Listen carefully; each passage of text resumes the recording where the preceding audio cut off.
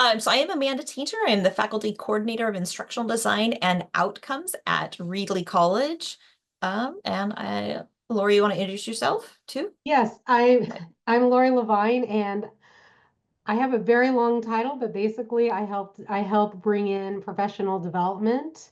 And so this was a series that Amanda basically cooked up and or gave to me, and I cooked it. So welcome everyone, and next semester we're going to have tons of great workshops, and everyone in the district will be invited to them.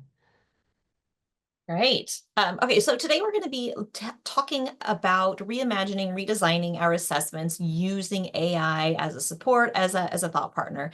We're going to have quite a bit of time to do some hands-on training. So as I'm going through the front end of this presentation and laying the foundation, I want you to think about an assignment that you currently already have that you'd like to reimagine, or even simply an assignment that you haven't created yet that you're searching to create that perfect assignment to assess students in a certain way, because I can always pull suggestions from child development, which is the discipline that I come from, but I love to be able to have some audience participation and learn more about your guys' discipline as well. So I'm laying that out there. So hopefully when we get to the presentations, your guys' juices have been flowing and you're ready to give some suggestions and we can play around together for that. All right. So what is AI's role in education? And this is not comprehensive. You can disagree because there is a lot of disagreement out there. But most people will land in the middle when it comes to whether we hate it or we absolutely love it. And so most will approach it as there is some benefit. AI does have the opportunity to provide that instant feedback. It's got the opportunity to provide the personalized learning paths and access to vast information. It can help us enhance our student engagement and prepare them for a tech-driven future. And even if you don't like LLMs like ChatGPT, AI is in almost everything that you're doing with your students. If you use publisher material, that's AI driven. Any of those homeworking softwares, those have been AI driven for quite a while. So even if you don't think you're using it, you're using probably it in some capacity. And it really has made some huge benefits for our students and for us as educators in serving them. However, we take all that with what we know of the challenges of AI. The over-reliance on AI will hinder our critical thinking. I know many educators that I've spoken with share my concern about, I love AI. I think it has some fantastic abilities. I use it hundreds of times a day. It's exaggeration, but a lot during the day. But I worry about the opportunity to think critically for our students who haven't had the opportunity to learn and grow in a space that isn't integrated with AI. And how do we promote academic integrity and promote the concept of original thought and encourage original thought? Those are things that when I speak with most educators, they're landing right about there of, I know it's there, I think it's great, it has some wonderful things, but here are the things that I'm concerned about. And so that's kind of what we're going to approach it as today is I am all in as far as it has some really great benefits, but we want to find ways to encourage that critical thinking for our students. So how do we use it then? If we're embracing, all right, critical thinking is still a skill, we need to encourage with our students and find a way to make sure that it is impressed upon our students the importance of critical thinking, no matter what discipline we are. How can we engage and use AI in a way that does just that? Asking those open-ended questions. So we know this from early on. If you want to engage in a lengthy conversation, you don't ask closed-ended questions. That's the same thing with our students. If we want to draw out that critical thinking, we have to find a way to craft questions, craft assignment, craft prompts that is going to stretch out that opportunity to think. And so we want to craft the prompts that require the analysis interpretation prompts, meaning craft assignments, not just fact retrieval. Fact retrieval, AI has gotten really good at. That's something that there are hardly any hallucinations anymore. I rarely find gross inaccuracies when it comes to simple fact retrieval. So we want to create those assignments that go beyond that because that's what AI can do like that.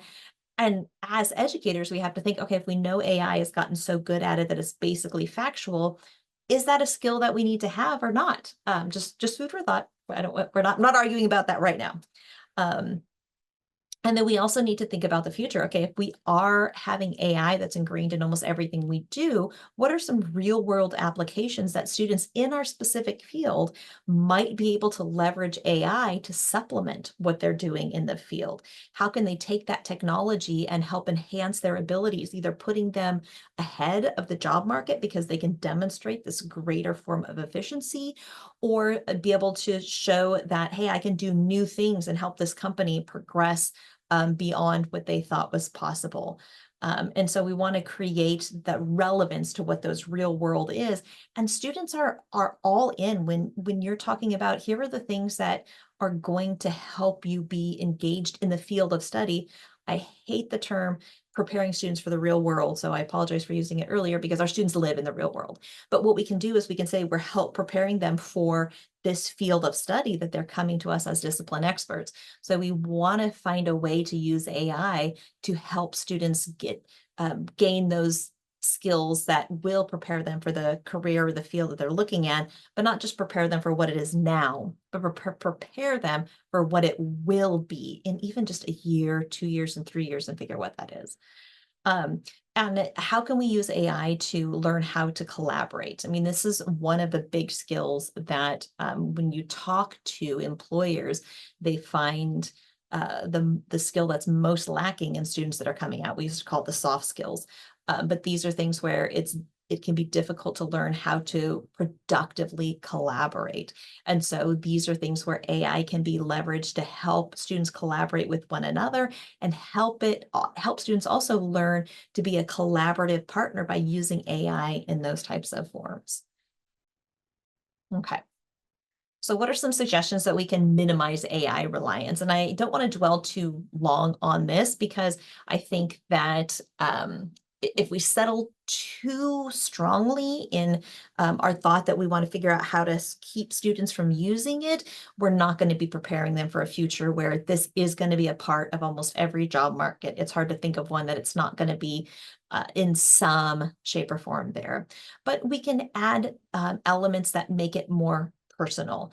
This is more difficult for AI to do, but it require students to engage with it more. Even if you add that personal reflection, AI can absolutely add the personal touches, but it forces students to engage in it and feed that information into it. So I'm not going to say that it makes it AI proof, because it doesn't, but it forces students to engage more with the AI to give them that information. If they're using it for that, to provide that information to it, and gain those other skills that might not be strengthened had you not add that personal element. And then create iterative assignments. So these are just broad-based things. We're going to do some playing around to talk about how to create assignments with AI, but make an assignment so that students are submitting it piece by piece. This also is helping them, if they are using AI, that they're going to have to know how to connect those dots. So join those AI pieces. So if you have a larger project and they're having to submit those bits and pieces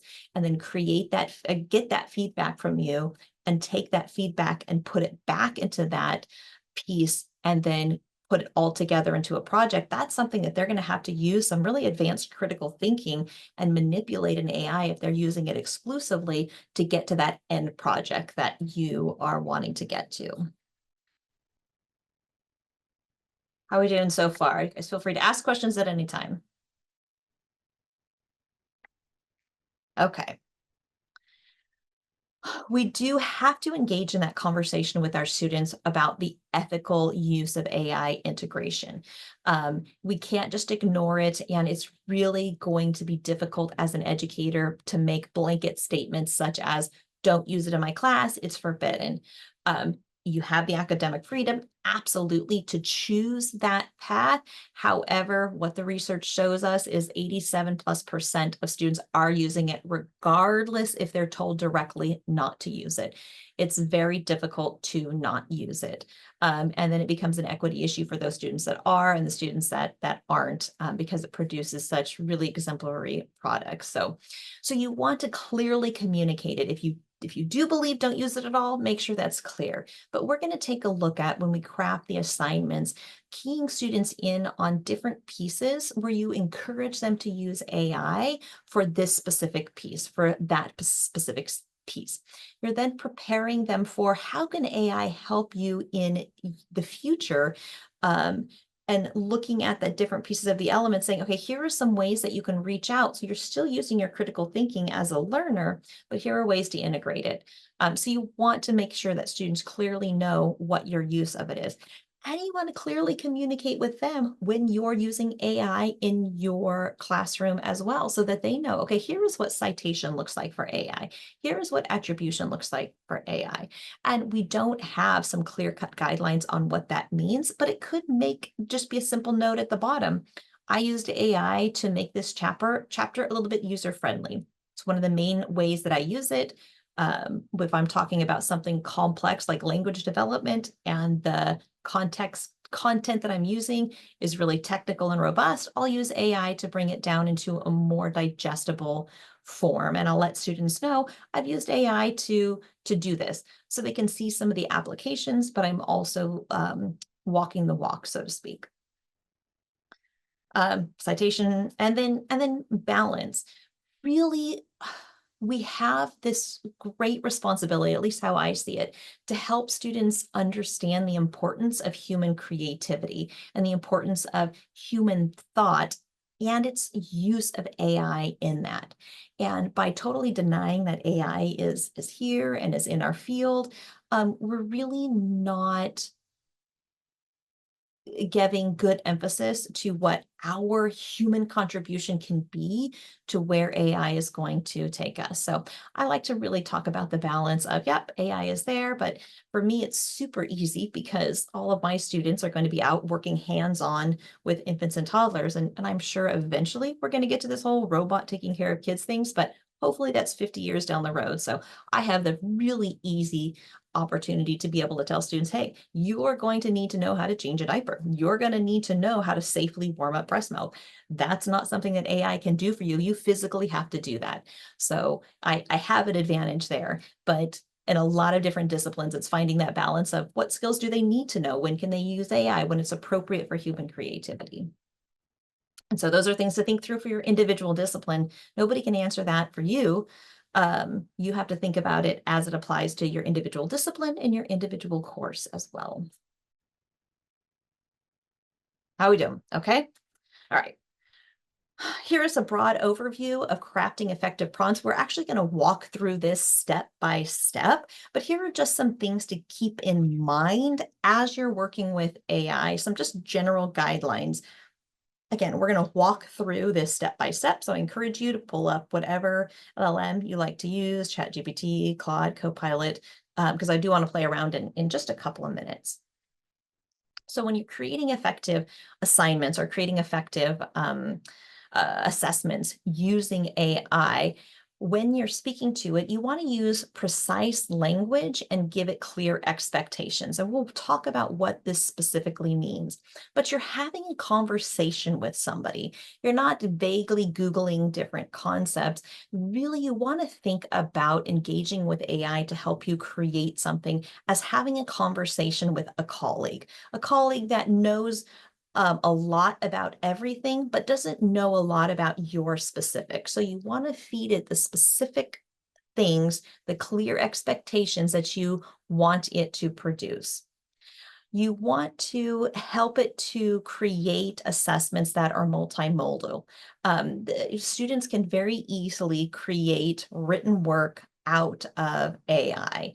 I tell all my English friends that I don't envy you the position you're in. It is difficult to think through what does this mean for students, because creating a written work is one of the easiest tasks AI can do. So when you're thinking about creating assessments, think about it in a multimodal format. You want to avoid just saying produce written work. So include that in your instructions. How can I create a multimodal type of assessment for students to have to produce? Make it process focused. So you don't want to have what the end product is, but you want to craft an assessment that is really focusing on the creation of those critical thinking skills as applied to your discipline, as applied to your objective. So you want to let AI know this is what's important to me. I don't want this fancy, beautiful end product, unless you do, if it's this art piece. But even in that, the process is what you want to see, what you want to give them feedback on. So you want to let AI know this is what's valuable to me, is I want to be able to see that process happening. And then timelines. Lori and I were just talking about this before they came on. AI is going to produce an assessment that is going to be 1,000 hours for students to do. It likes to get really fancy and really eloquent and really big projects, which are so fun to read. But then when you stop and think about it, oh my goodness, I only have an 18-week or a 9-week semester. They can't get done with this. So you want to give it timelines to see, okay, what are the specific hours I expect students to spend on finishing this assessment, or has to be done in a 1-week time frame. So you want to create those specificities. You want to create assignments that promote authentic engagement. I talked about this a lot yesterday, so I don't want to revisit it too much, but you want to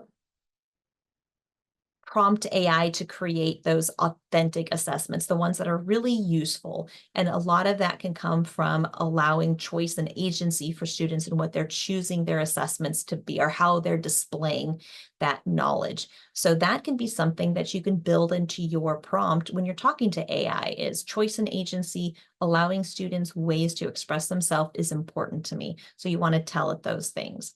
If that metacognition, the thinking about their process is important, give that instructions to your AI as you're building the assignment too. If you really want students to think about that process of creating that assessment, completing that assignment, whatever it might be, then tell AI that. Tell them that this is the important part, or this is an important piece for me in that assessment. Okay. This was going to be at the very end, but I thought I don't want to come back to my slideshow after we start playing, so I put it here. So after we've played around, keep this in your mind because it was going to be the bookend for the presentation, but I don't want to stop playing to come back to the slide, and I didn't want to forget about it. So once you've done all your playing, as you're moving forward, what are some ways that I would recommend you staying engaged with AI? So stay informed. It becomes a little bit daunting and overwhelming sometimes, even for me, who this is really, my whole discipline is supporting instructors with new technology. As much as possible, try and stay informed on your knowledge of AI tools. There's different types of quick subscriptions that you can come to. It doesn't mean you know every AI tool, because there are thousands out there now. Lori and I were just discussing this earlier too, is it doesn't mean you need to become an expert, but what it does mean is having a vague understanding of what AI in general is capable of doing. This changes month by month, week by week, it feels like. There's so many new things. Again, we're not saying tool specific, but as much as possible, try and stay informed of what AI could be doing for you. Really, attending things like this is a great way, because your expectation is you've got people like me who this is their job to look and see what are the different ways AI can help support you. So try and stay informed as much as possible. I know that's adding to an already long list of your to-do, but collaborate, and additionally, collaborate with colleagues too. Have conversations. It doesn't need to be this 4-letter word or 2-letter word that you're afraid to speak with colleagues. Have those conversations, share the information that you've gained, see what they've gained on how AI can be used.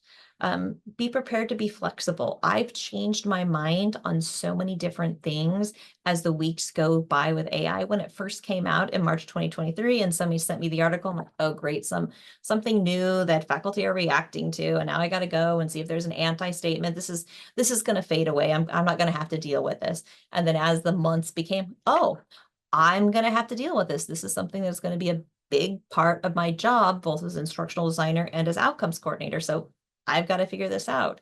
So don't be afraid to be flexible in your thinking, and you have every right to change your mind about something. If you were staunchly anti-AI last month, you can be staunchly pro-AI this month. That's absolutely fine. Be flexible in those stances. Seek feedback from your students. Whether you like it or not, they are using it. So a really great way to stay up to date on the AI tools that are out there is ask your students. Some might be more informed than others.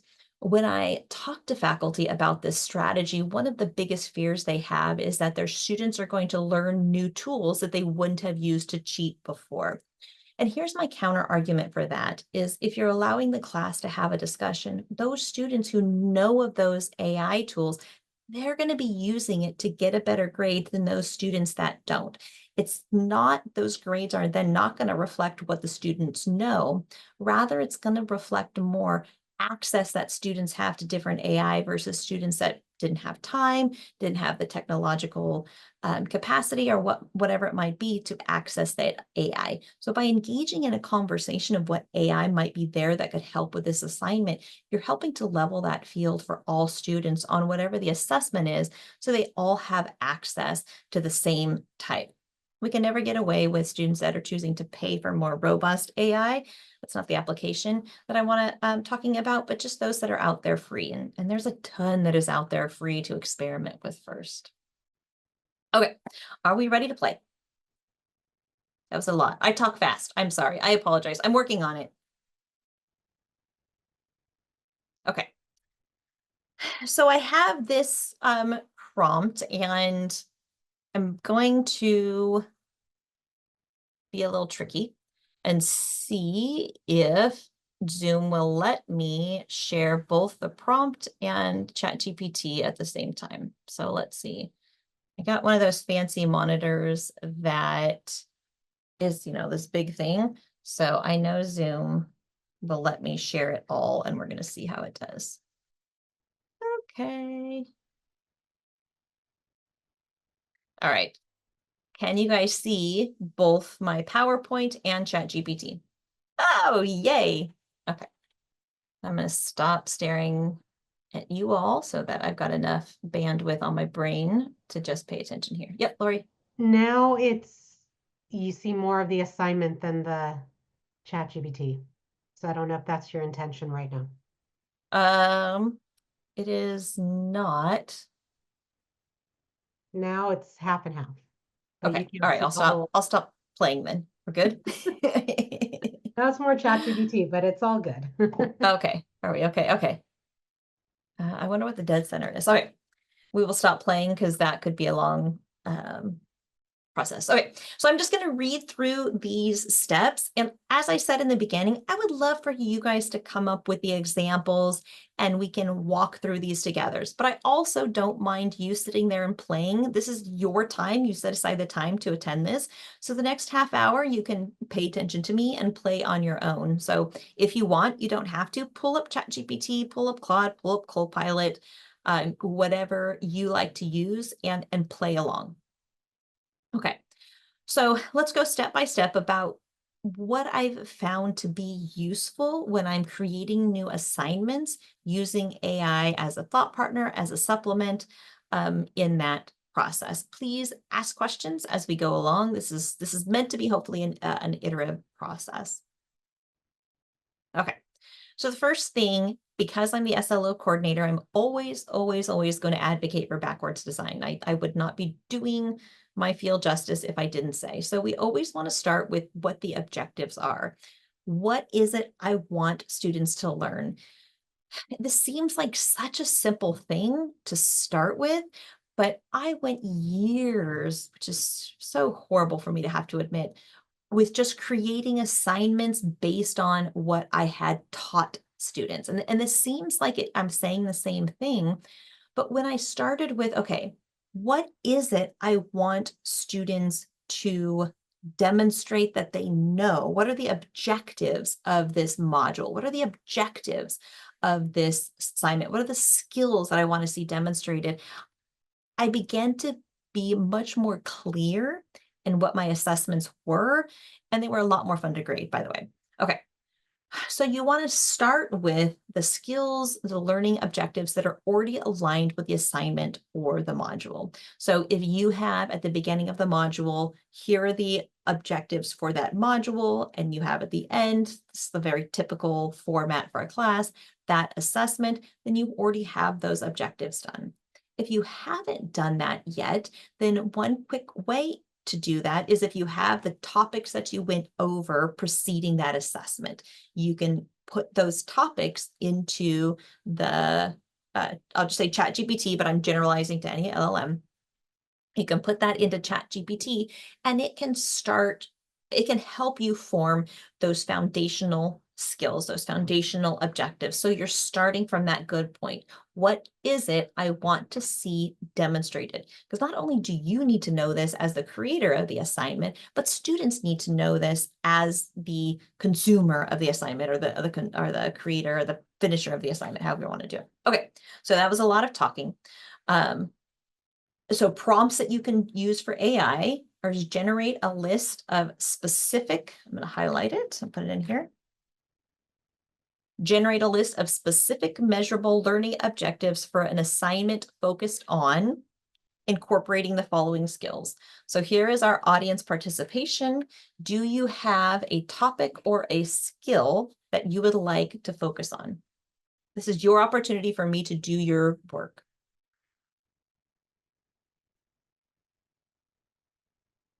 Anybody have any? You're more than welcome to put it in the chat too if you want.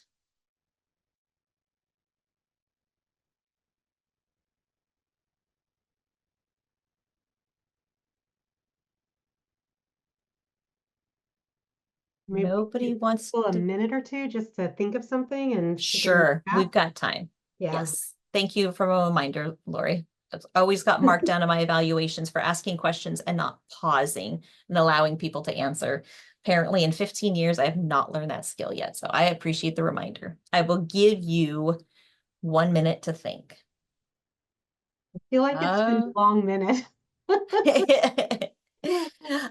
Minutes are slow when you're just staring awkwardly at each other. All right, Lori, did you have one, or do you want me to use an example? Well, I mean, I always have one, but it's always related to writing. I mean, right now I'm having my students write a research paper because that's our student learning outcome. But I would love it if someone else jumped in there and had something that they are doing in their class or want to that they could share. I'm going to pull up if you got, while you're thinking, just in case nobody is sharing, I'm just going to pull up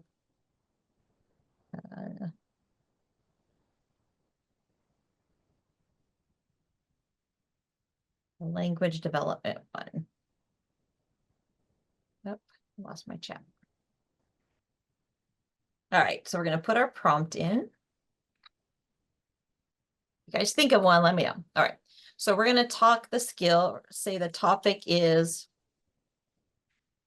proto conversations in infant development. Incorporate the following skills.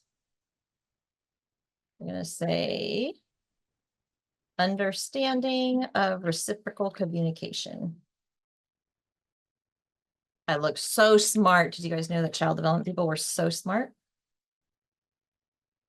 All right, so we have our prompt right here, and let's see what specific measurable learning objectives that this would generate if I didn't already have them. And again, this is where your expertise as the discipline expert is going to come into play. This is a lot of measurable objectives. So I have to decide now, okay, what do I want my assessment to focus in on? If I haven't already defined what those objectives are, I need to go through the list and say, okay, are these ones that I want to use? Do I want to craft more? Do I want to modify it? So that's where that give and take is going to come from. And it's going to be a lot of it. And so this is a hands-on practicum infant toddler class. I really like number 3. So I'm going to say, I really like number 3. Can you use it from now on in the tasks I'm going to give you? One of the biggest things people have a hard time with is understanding that the LLMs are based off of conversations. So you're having a conversation with somebody. You don't have to be nice to them if you don't want to, but you don't have to worry about hurting their feelings either.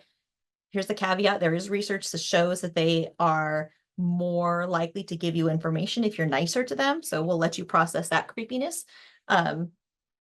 But here we go. Okay, so now let's get on to creating the assignment. So I have my objectives. I've told it, all right, here is the objective that I want you to do in this task. So here is the prompt that you can use.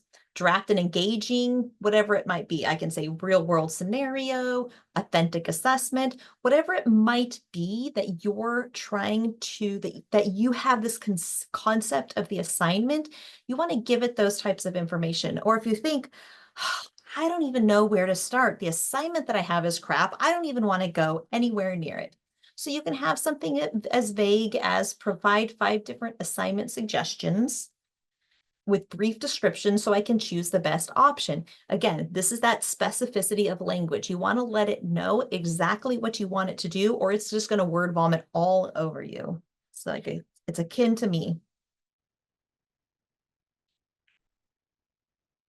And you've already told it that you want it to apply that objective, but it never hurts to remind it that you want that objective.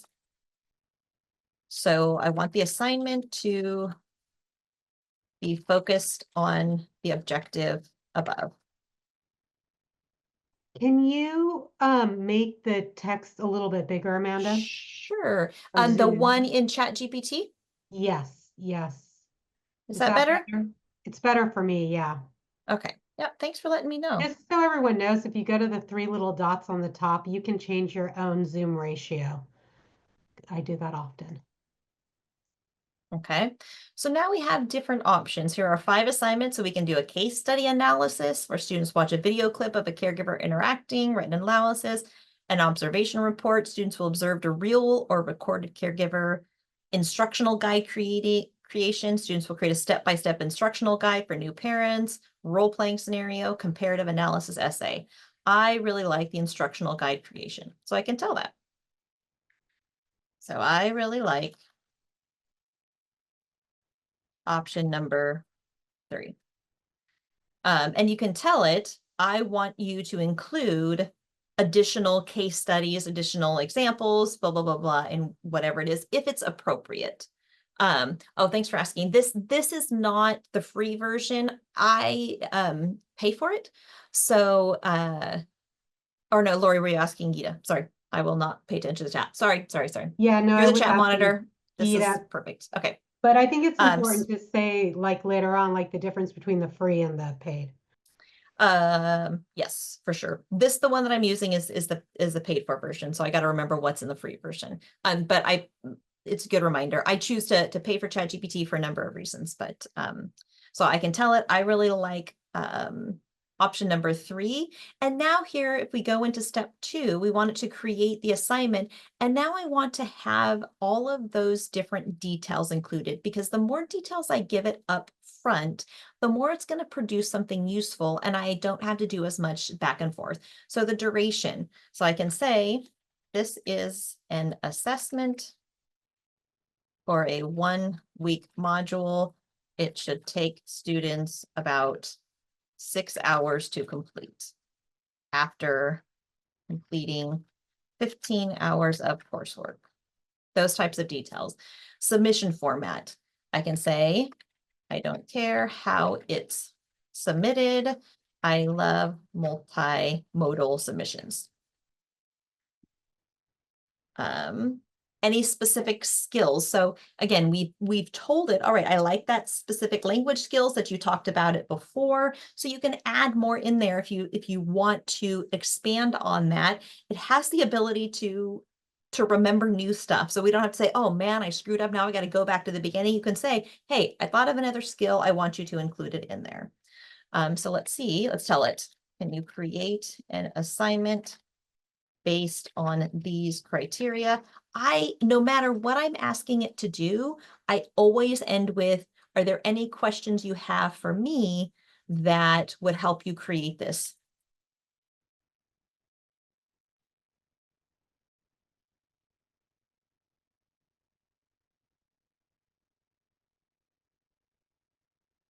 Oops, to question. Oh, and I forgot to say, and I forgot to put it on the prompt. I like giving it a little bit of context of what I'm teaching. So I say I'm teaching an infant toddler development class for a California community college. And spelling doesn't have to be right either.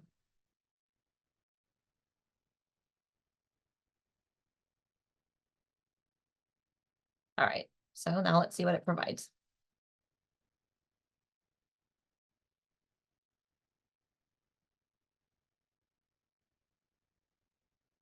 So we have, and it's adding all of this information because I put it in there for it, but I'm going to cut and paste and remove all those stuff. Now we have the assignment overview, assignment instructions, all this great stuff that it's giving students. And now a really important piece that you always want to add in is what questions would students have about this assignment?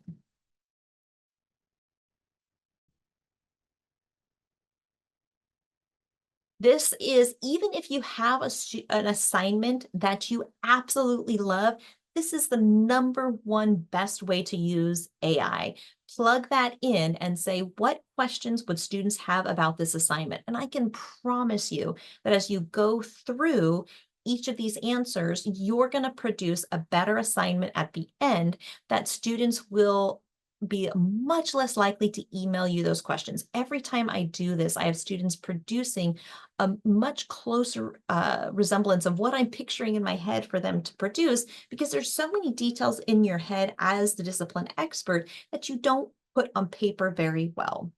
So here we have, and all I have to do is go through and answer these questions. One, let's see, very detailed. I want videos. I'm not going to go through and answer all of these, but you go through and answer each of these questions. And here's a good one. So are there specific tools or platforms recommended for creating these submissions? You can tell AI, I don't have any tools. Please include free video creation tools that are on the internet. And it'll do that research for you.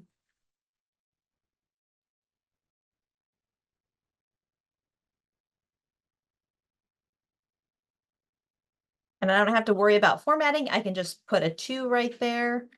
I want the length to be a page, no word limit. Let's see, please create scenarios for students to use, find videos that might be appropriate. I'm just going to go through and answer these so that you can see some of it.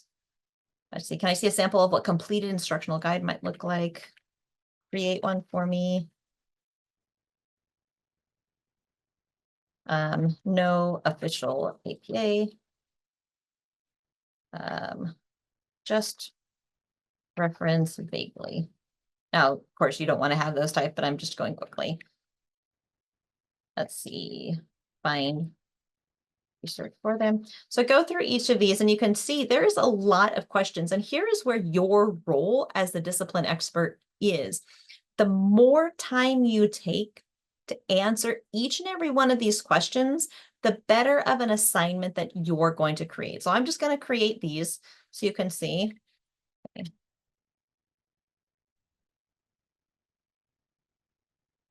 You tell it, now that I've answered these questions, create the assignment, leave out the time parameters at the top.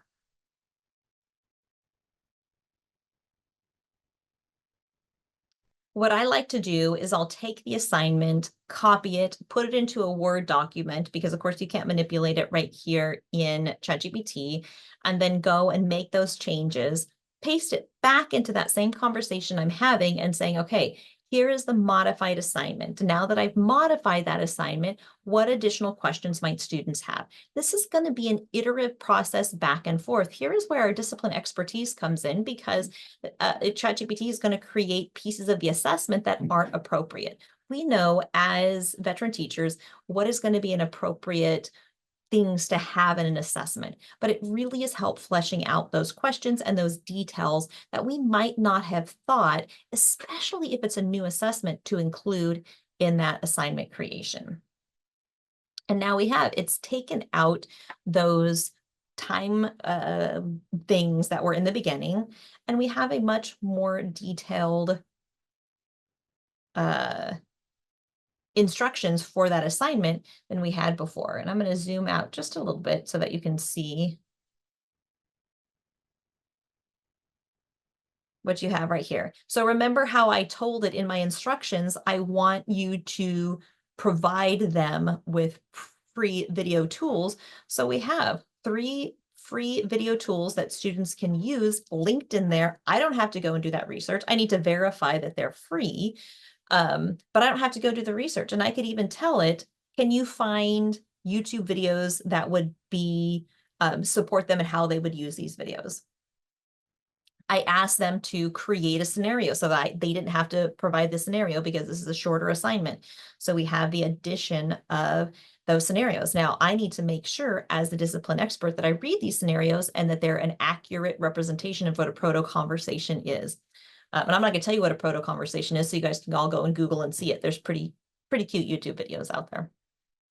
They have the citation information that I provided it and some additional research. So they've added in here, here's some additional research resources that you can use and some assessment criteria. So I'm going to go back and forth and give it some more examples or give it some more clarification in creation of this assessment. So let's go back over to our prompt. If we want to have additional examples of materials, generate the clear instructions, refine the instructions. So now we're at the point where the importance of that rubric comes in. When I first started teaching, hated rubrics. I hated trying to figure out what should be in there. I thought it pigeonholed students into this specific thing. But as I've become more invested in the importance of accurate assessments, I've realized that rubrics are really important for students so that they can see, here is what proficient looks like to me. I talked about this a lot yesterday, but you can start with a simple 1-point rubric that describes clearly, here is what proficient would look like in this submission. That's a lot to have to think through. And this is one of the really big assets that AI has, is it's got the ability to synthesize all of that information from that assignment that you've created, from gone back and forth in that iterative process to create a good assignment. And it can create a rubric that is pretty spot on of what would be a proficient assignment. And so let's tell it, let's create that rubric. So I'll zoom in just a little bit again for you. So let's see. Oops. Oh, geez, here we go. All right. I always like to be nice because the research says you're nice. It's nicer to you. Says this is great. Thanks. And now I need to create the rubric. Include the skill. Want it to be 4 points. Exceeds proficiency at the top. And no submission at the bottom. 3 is meets. 2 is some proficiency. 1 is not proficient yet. Put in a table.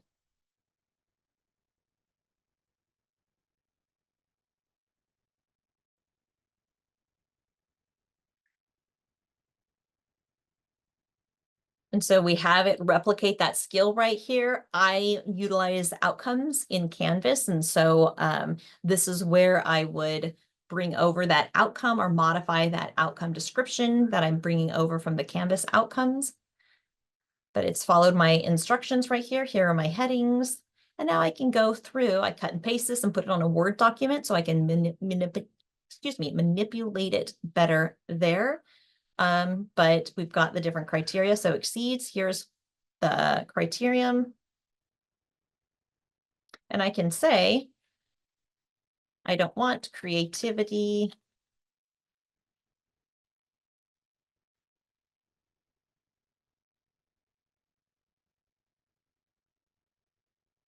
and I can do it again. I use this analogy with Lori and I'm really falling in love with it. It's like a more creative colleague that won't get frustrated when you don't like its ideas. We've all had that conversation with a colleague where you're saying, "Oh, my students aren't doing this. I need suggestions," and they give you suggestions and they're really awful. And you know if you say, "No, those are kind of boring," that they're going to get offended. ChatGPT doesn't get offended. So you can keep having it give you those suggestions again and again and again, and it's not going to get offended. It's not going to get tired. You can get frustrated and tell it, you are way off the mark. This is what I want you to do. Go back to the beginning and let's start with a skill again. And it says, okay, I'm sorry. Let's try that again. It's super friendly like that. All right, so now we have our rubric again. It doesn't have that creativity part, and I can change it as I need to, but I can also take this out of Word, manipulate it in Word and paste it back in there, and say, all right, I've modified this rubric. Can you modify the assignment so now it aligns with the rubric? And it'll modify that assignment. So it takes the time out of that back and forth that we have so frequently when we have to manually go and check those types of things. I know I've done that before where I've gone and completed everything, thought about it for a little bit, gone back to the assignment, said, this just doesn't sit right. I want to change it. And I forget to change the rubric. And now I don't have a rubric, or the thought of having to go and change the rubric to make sure that any part of it that doesn't align with the modified assignment is taken care of. So this takes care of all of that. All right, so now we have 9 more minutes. Let's go back over here and see what are some of the other things we could use. We can ask it to also design those AI guidelines for students. So remember how we were talking earlier that we want to provide some clear expectations of how students should use AI. I can include that in my prompts. Can you include appropriate places students can use AI for this assignment? And then you want it to modify the instructions.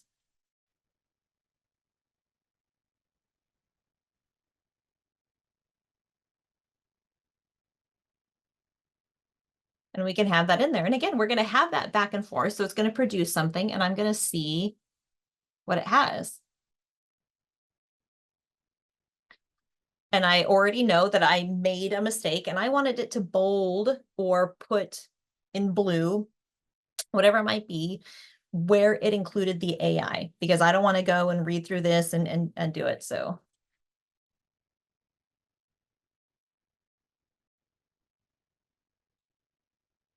I'm going to tell it, can you bold the references to AI? Again, it doesn't get tired by you telling it to go back and do this again and again and again and again. Let's see, and now we have it right here. You may use AI tools for specific tasks as outlined below, use AI to help generate ideas, use AI to locate reputable sources, and I've got that bolded right here for me to easily reference if it's an appropriate use. Okay. You can also use it to create reflection or metacognitive components. So if I want students to have to reflect on their use of AI, I can have that as part of the assignment. So I can say, suggest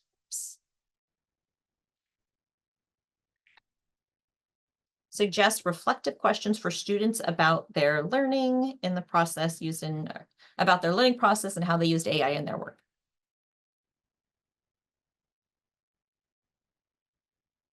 And I can already say, nope, these are too many questions.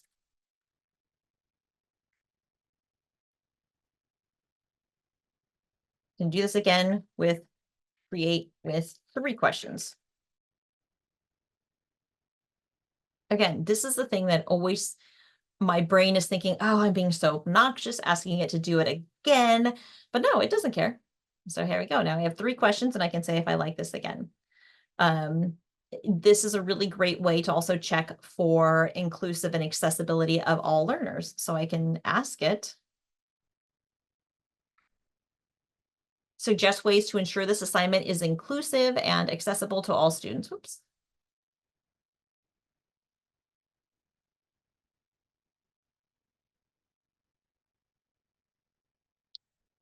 And I even say, if I'm being lazy, which I never want to be lazy, want to read through these, can you change the assignment to incorporate all of these?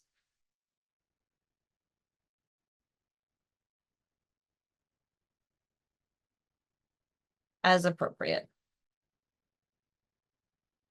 I have to spell appropriate right because it figures it out, which is like the best thing ever. And it remembers that I wanted it to have any reference to using AI bolded. So it's keeping those instructions. Sometimes it doesn't do that. Sometimes you still have to remind it of earlier instructions, but it's getting really good at doing those types of things. Okay, so that is the end of those prompts. We've got 5 minutes left. Any questions, thoughts, freakouts, play with?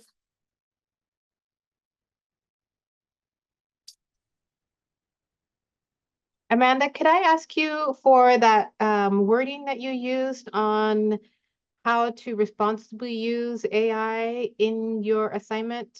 You typed Yep. something in and then gave all the information, and I wasn't able to catch on to that.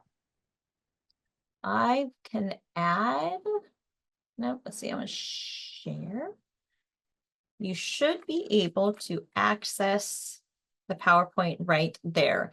I haven't double checked it. Here's my disclaimer. I haven't double checked it for screen reader accessibility. So it should be pretty good, but I just need to double check it. But let me know if that link doesn't let you get to that PowerPoint, and those verbiage should be in there.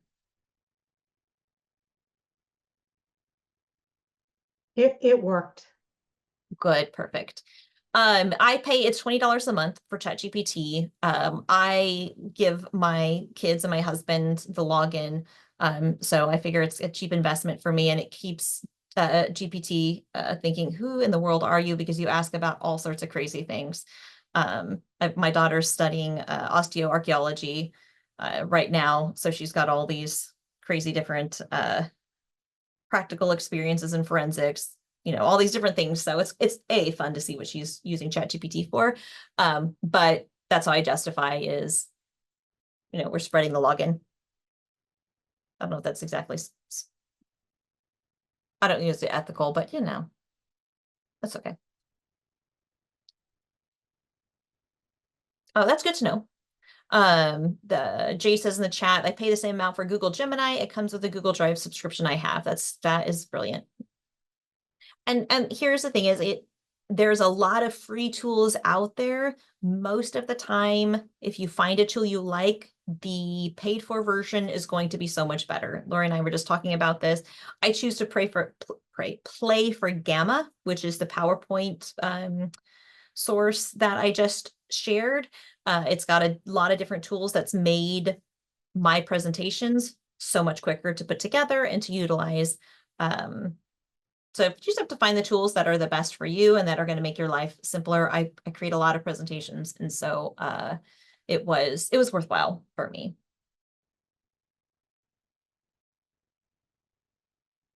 I got the paid version too, and I like it better. And I think it's good maybe to have one paid version of something, and then I use other free stuff, and I'm exploring. But I also like Claude.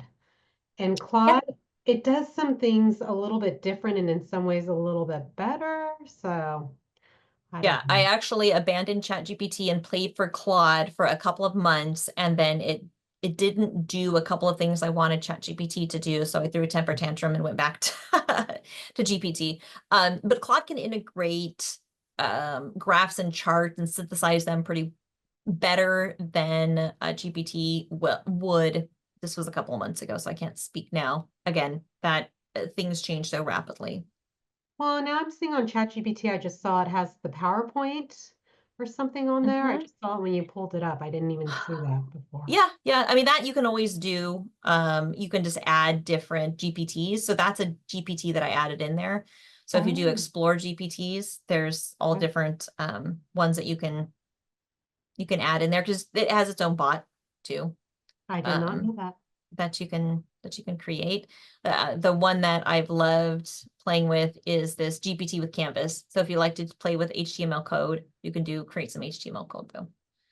I forgot I have a form. I totally forgot about this. Um, with some questions on it, and I'm getting clawed by my cat at the same time. So I have a little post survey. If I can find it really quickly, if not, yes, here it is. I'm going to throw this in the chat, and if you take a minute to fill this out, I would really appreciate it.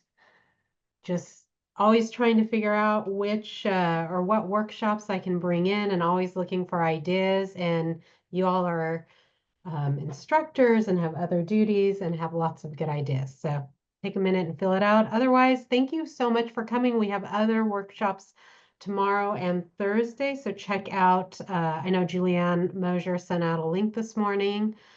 And yeah. Are there any other questions? If not, I will bid you farewell and we can all like turn on the election stuff. Thank you. Thank you everybody for coming.